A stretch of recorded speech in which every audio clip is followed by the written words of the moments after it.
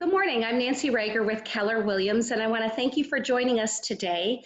I know that so many of us are staying home right now and looking for little projects so that when we get the all clear, we'll be able to start life as we know it. And to be fair, I know several of you are thinking about selling your home and you are stuck in the home. And so I have invited my friend Mary Turns, who is an amazing stager out in Palm Harbor, to talk about some of the things that you can do right now, or that we can all do right now, to get our house ready to sell when the market breaks open.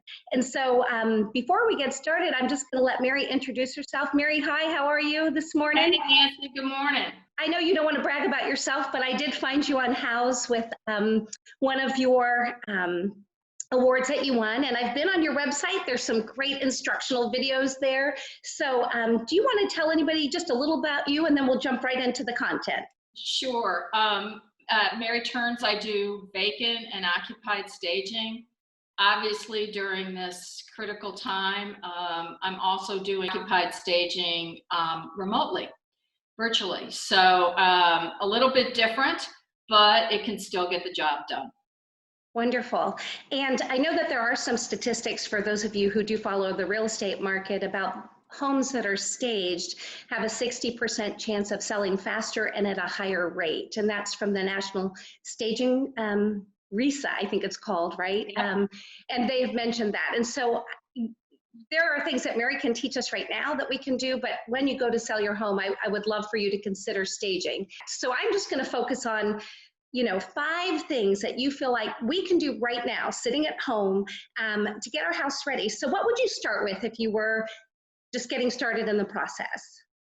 I'd start with curb appeal, the thing that people see first.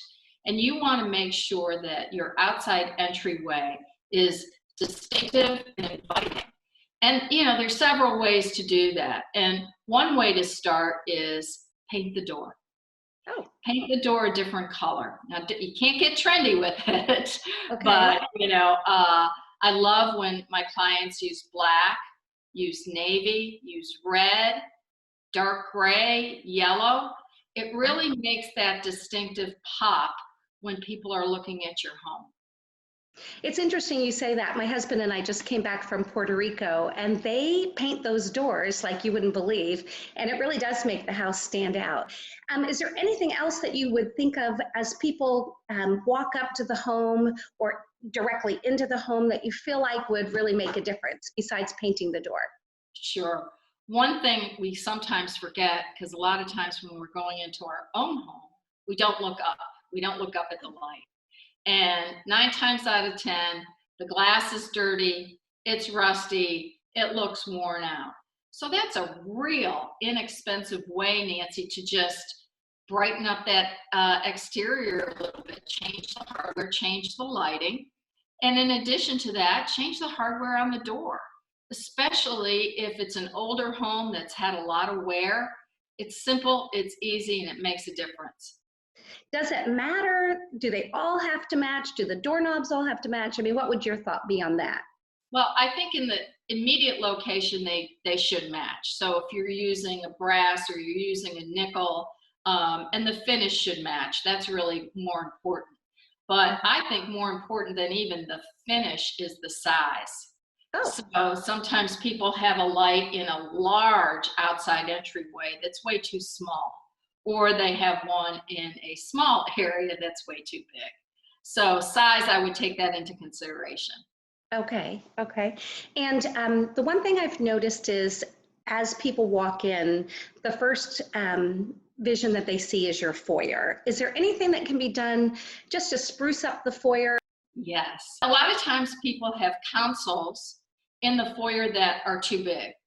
Okay. So you open the door, you can't open the door all the way. So if that is the case, I would either relocate the console or, opt for a much smaller, narrower console in the foyer. I was just thinking, one of the houses I have listing right now, you walk through the door and there's a wall right there. Is there something they can do on that wall to make it feel bigger or color? I don't know. Nancy, I love using mirrors. Okay. Mirrors are a godsend because mirrors do two things. They make the space look bigger, and also they become reflective of light. Okay, Oh, so good idea. Yeah. in addition, if you put a plant on there or you put a flower arrangement, if it's 3 orchids, now it's 6. Okay. So we've got paint the front door, nothing wild, stay with, some bright colors, standard Yeah. colors.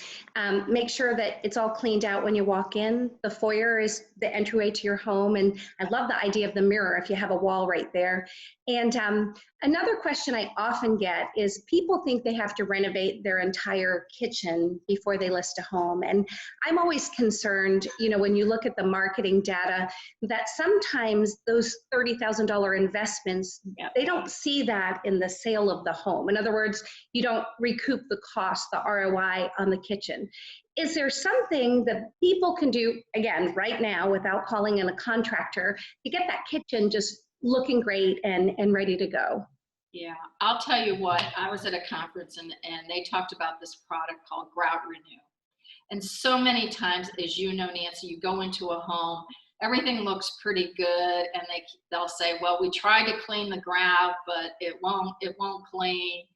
You've got to stain that grout. And this product is about $13. You can get it at Lowe's or Home Depot. It's by Polyblend, called Grout Renew, comes in 7 shades. So other than the grout in the kitchen, is there some other little things that can be done, maybe on the cabinets or? Sure. A couple things about the cabinets. I mean, if you're skilled enough, you can paint the cabinets. And, painting it into any kind of neutral, you can't go wrong with white. Okay. I will just say that, or any kind of neutral. In addition to that, it's easy to change the hardware out. Right, so that's simple. Yeah, it is simple. And, Nancy, I go back to lighting. It's so inexpensive to change out pendants. You can just change out the actual, glass fixture, or to change your light over your kitchen table. It just makes it updates it, and it's probably, you could do it easily under $100. So those are 2 things without going into 3 things, without going into this major, kitchen $30,000 renovation. Right. Let me ask you too, on your virtual staging, do you, that's something that you would recommend, right? Like you could go through somebody's kitchen and say, okay, absolutely, that's something that you do during that. Okay, that's absolutely good to know, because I don't know that I have sometimes I don't have the spatial brain to know, like, this light is too big or this light is too little. So having your insight would be really helpful. So that's good to know. Do you have thoughts on color, like how we should select color for our home? I do. And I would say it depends. If you have a traditional home that is not a big open space and you want your library in a burgundy, have at it. But if you've got a large open floor plan, it can get really choppy looking. If one room is green, the other's purple, the foyer's beige. I just had a client that had an open floor plan, and she said, what do you think? I said, she was prepping the house for sale. I said, I gave her like 6 choices of grayish and gray colors and beiges. And she actually picked one that I really like, which is agreeable gray, that kind of goes with everything. It's a great color by Keller Williams. And the pictures, I can't tell you, the house looks twice the size. It just opened up the whole space. So I say it depends, but you can't go wrong with neutral. One area that I really like to talk about is, and you see this, Nancy, if somebody's been in the house 10 years, the baseboards, if they haven't been painted and you can't afford to paint the baseboards, paint them. And it just freshens up the whole house. That's really true, because people forget that you're going to see just dirt down there, and sometimes not water damage necessarily, but wood over time starts to, I don't know, flake out or whatever. So the baseboard's very interesting. And, it's interesting. I saw on TV the other day, we were watching The Bahamas Life, so you can see all the houses. They painted the baseboards like this bright blue. And I thought, that's pretty interesting. But I'm thinking, hearing you talk, that you would go with the neutral. Not so much to show your home. Stay with neutrals or white. Okay, all right. Yeah. And then I think that there's some other ideas that maybe we can explore on what we can be doing right now to get our houses ready. If anybody's watching and you have specific questions that you want Mary or I to answer, please put them in the comments below and we will get right on those. But Mary, is there one other thing maybe, because we to get people started getting ready to go? What would your thought be? You know, as you know, Nancy, moving can be overwhelming and Yes. there's a lot that needs to be done. And when you end up cramming it and doing it all at once, it is just tough. So if you know that you're going to have to move or plan to move in the summer, start pre-packing. And one area that I see opportunity with pre-packing is a bookcase.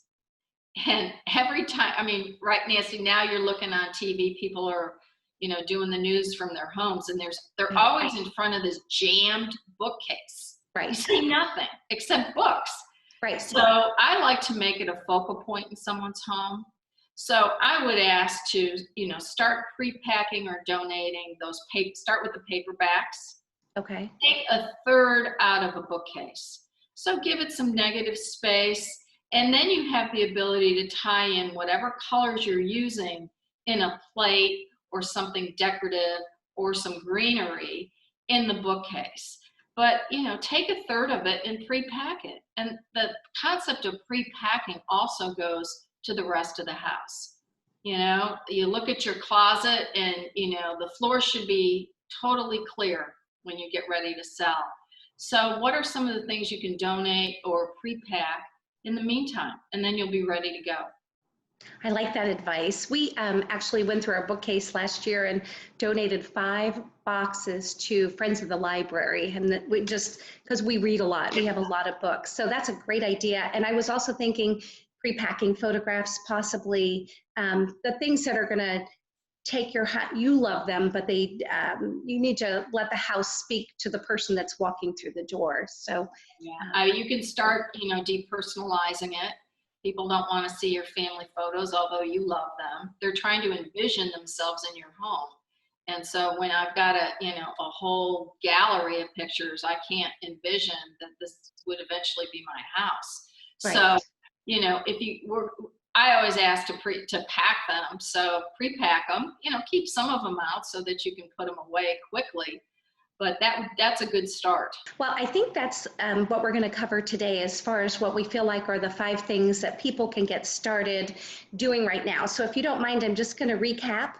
What I heard you say was working on the entryway, working on the foyer, and we talked about things like lighting and color and all of that.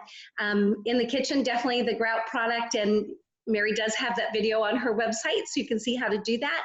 And changing the hardware in the kitchen, not doing a full renovation.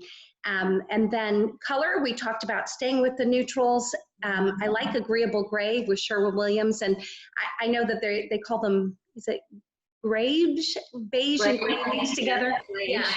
Yeah. And then also pre-packing. So I think all of those are great ideas. So I do want to thank everybody for tuning in. Again, if you have any questions or comments, we'd love to get them at the bottom below. And Mary's going to post her information as far as how you can find her and how you can get the video tours. I also want to let you know that right now, because we do have the stay-at-home order, one of the things I am doing is I am doing video tours of homes. So if you're interested in seeing a home to purchase, I'll go videotape the inside, FaceTime or videotape it for you, so you can get an idea. On all of my listings, I am doing the 3D Matterport, where people can actually scroll around and do measurements and all of that as well. So we hope you've enjoyed today. And Mary, do you want to close with how they can get a hold of you, and then we'll post your information at the end? Yes, definitely. The quickest way with all the rest of my information is my website, turnshomestaging.com, and it's Turns with an E. So I will post that when we wrap up. Okay. Well, have a great day, folks. And Mary, thank you so much. You've been a wealth of knowledge. Thank you, Nancy. Have a good day.